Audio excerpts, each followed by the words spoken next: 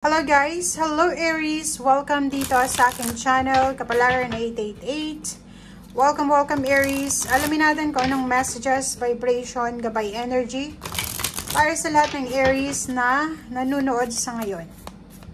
Ito ay general monthly reading, so I hope na makaresonate kayo.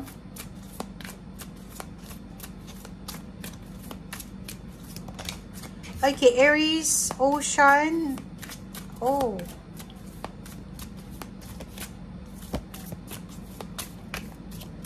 August siya na energy. So, and rainbow. Wow. Thank you, Lord.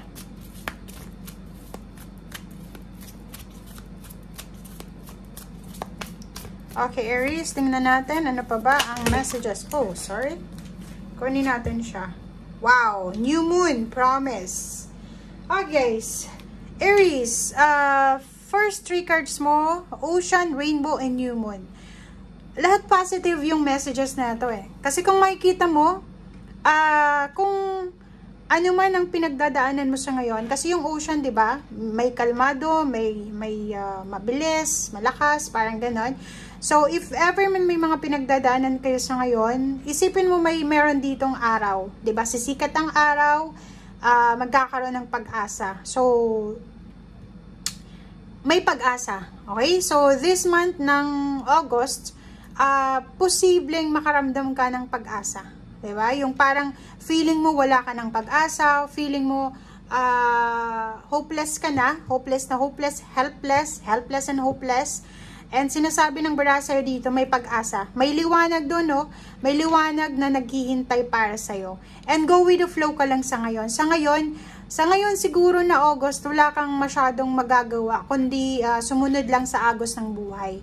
And while waiting siguro or while sumunod tayo sa agos ng buhay, mag-pray ka, magpasalamat ka sa Panginoon kasi it's a new beginnings to eh, 'di ba? Rainbow blessing. So good luck, good fortune, new beginnings. Pag-asa to eh. May rainbow dito. So sinasabi na isang pag-asa ang posible, isang blessings, biyaya, pagpapala ang posibleng darating sa iyo. Magkakaroon ng parang new beginning siya, new hope, 'di ba? Ang ganda ng baraha mo kasi parang magkakasunod sila eh. Liwanag parating na sa buhay mo, magkakaroon ng liwanag, may biyaya, may pagpapala, mayroong abundance, prosperity, blessings na darating sa iyo, may pag-asa, paulit-ulit talaga yung pag-asa ko.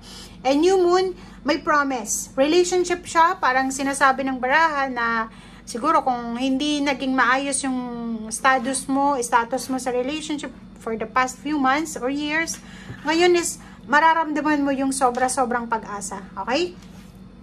Or parang may renewal of relationship. Diba? May promise, may new moon. Ang new moon kasi guys is new beginning siya. So may pagkakataon ka.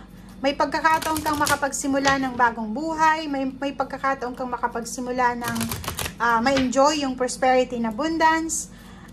Maraming suporta ka na makukuha, mararamdaman kang pagmamahal, lalo na sa relationship mo, sa pamilya, sa paligid, or sa kung ano pa man, or kung saan pa man siya.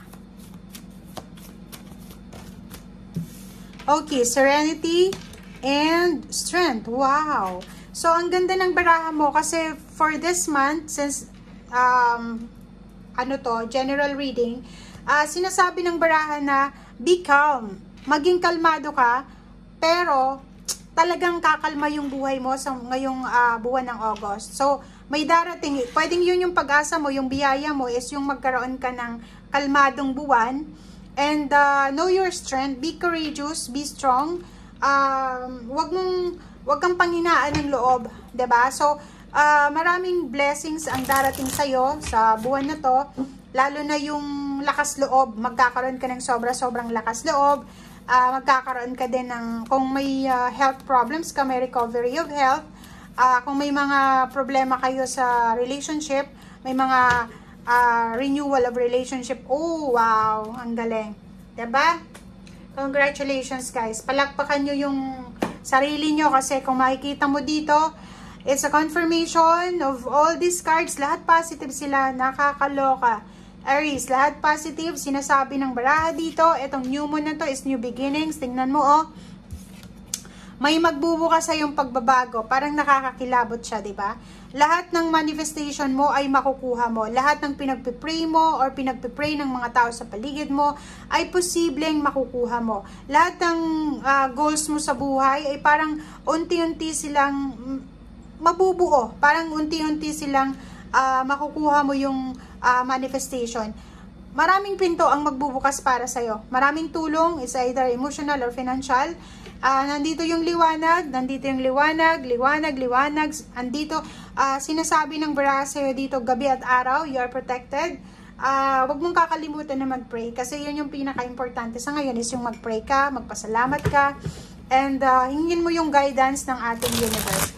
Umiwas ka din sa tukso ng pakikipag-away. Umiwas ka sa tukso ng masyadong nag-iisip ka ng negative, malungkot, nagiging parang alam mo yon, yung overthinking, overanalyzing. Sa isipin mo, sa buwan na to, may magsisimula sa buhay mo. Maraming pinto ng blessings, pag-asa ang pwedeng magbukas sa buhay mo. Okay, so 3 of Swords and then Queen of Swords. So nakikita ko sa'yo dito, wag kang masyadong mag-focus sa pain and heartaches mo. Wag kang masyadong mag-focus sa failure mo. Kung marami kang pagkukulang sa buhay, kung maraming nangyaring hindi maganda, na hindi mo kontrolado sa buhay mo, Queen of Swords, wag kang masyadong mag-focus dyan. Okay? The Emperor, yun. So, ang Emperor card na to is parang sinasabi sa'yo na magkakaroon ng stability and balance sa buhay mo ngayong August. So, ibig sabihin niya, it's your energy siya, magiging balanse, 'di ba? Checkmate siya. Parang sinasabi na papabor sa'yo yung hustisya, makukuha mo yung release, makukuha mo yung new beginnings, pera, kung ikaw ay naghahangad ng, like for example, salary increase, pagtaas ng posisyon sa trabaho, or kung ano pa man, pwedeng makuha mo siya. Okay? May good news, maraming good news ang parating sa'yo, na pwedeng magdala sa'yo ng motivation. Trabaho, pwedeng may mag-offer sa'yo ng trabaho, love life, or pwedeng may mag-offer sa'yo ng suporta. Nakikita ko sa'yo dito na punong-puno ka ng fire. Kasi yung 2 of Wands na yan is fire sign energy. Nasa energy mo yan na sinasabi na mas magiging motivated ka. Ang dami-dami mong choices dito, di ba? Kung makikita mo, meron ditong malaking pinto, gateway na magbubukas sa'yo. Ganun din dito. Eto, may 2 pa. So, sinasabi ng baraha, na 2, 3, 4, 5 na pinto ng pag-asa ang pwede mong pagpilian. So, comment down below if maraming choices na inihaharap sa'yo ang universe. Mamili ka kasi deserve mo yan. Okay? And congratulations in advance sa kung ano man tong manifestation, new beginnings, justice, serenity, strength, promise, blessings, and kung ano man to na financial strength, and hierarchy siya eh. Diba? Emperor, yung empowerment, makukuha mo kung ano yung deserve mo, kung ano yung para sa'yo. Okay? Thank you guys and see you again. Bye!